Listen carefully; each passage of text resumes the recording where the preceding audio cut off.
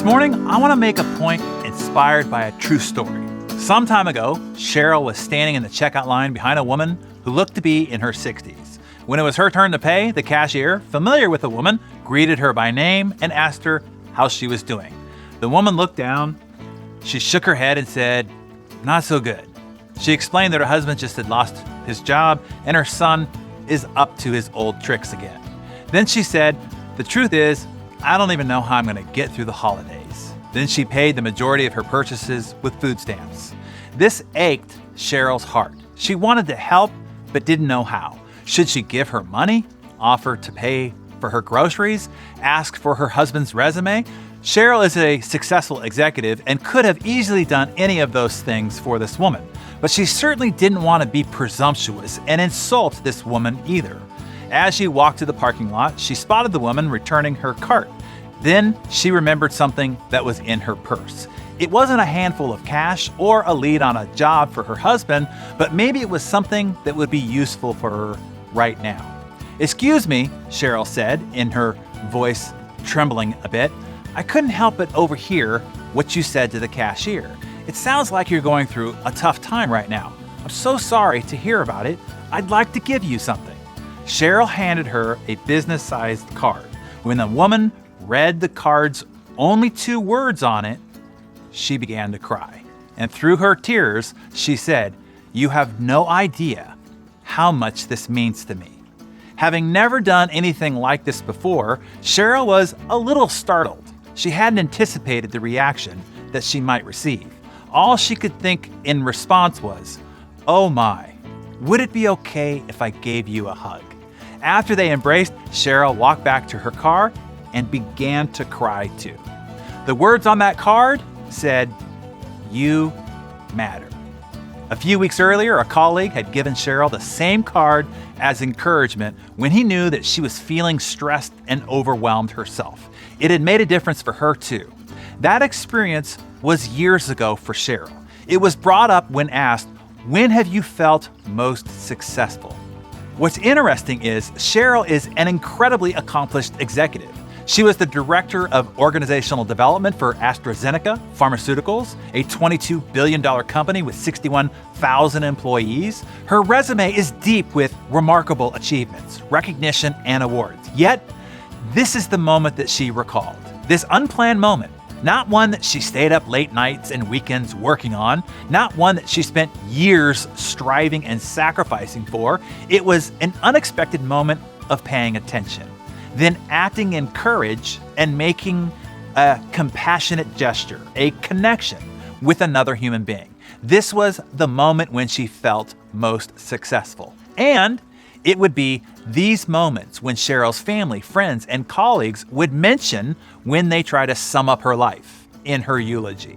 It won't be the awards. It won't be the extra billions that she helped the company report to Wall Street and the shareholders. It won't be the ladder of titles that she climbed inside the corporation. It will be the moments that she touched someone, the moments that she connected with someone, the moments she made others feel validated, seen, and understood.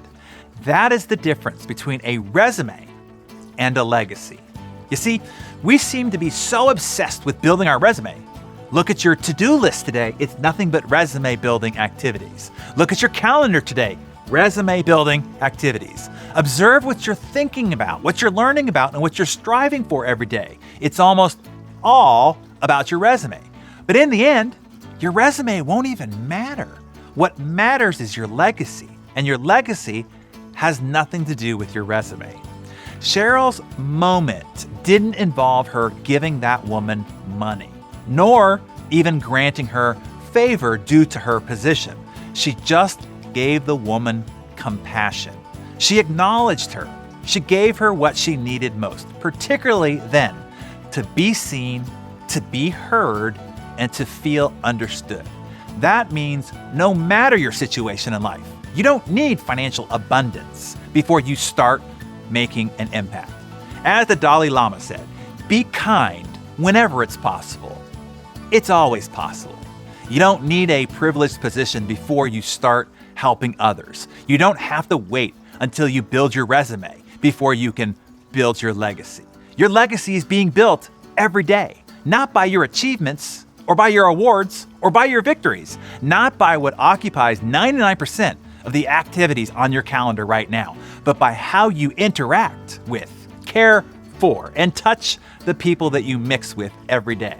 Even the big O needed to be reminded of this. Oprah said to her mentor that the schools that she was building for young girls in Africa was going to be her legacy. The wise Maya Angelou corrected her by saying, "Child, your legacy is not one thing. Your legacy is what you do every day. Your legacy is every life that you've touched, every person whose life was either moved by you or not." So today, consider rearranging or refocusing your day a little bit. Instead of only doing the chasing and building of your resume, consider adding a couple of bricks to the construction of your day to fit in some legacy work. As Ralph Waldo Emerson said, "You cannot do kindness too soon, for you never know how soon it will be too late." Give those who will be in charge with describing who you were and the life that you led at your funeral, give them some excellent examples to use today. Examples on how you touched, how you cared for, how you impacted the lives of those that got to meet you, that got to interact with you, that got to observe you. What do you want them to be able to say about you? Write down a few descriptive words now in the comments below.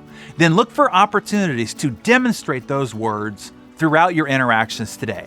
Make today, no matter what's on your calendar, a legacy building day. Hey, Darren Daily friends, I have one additional quick thought before you go.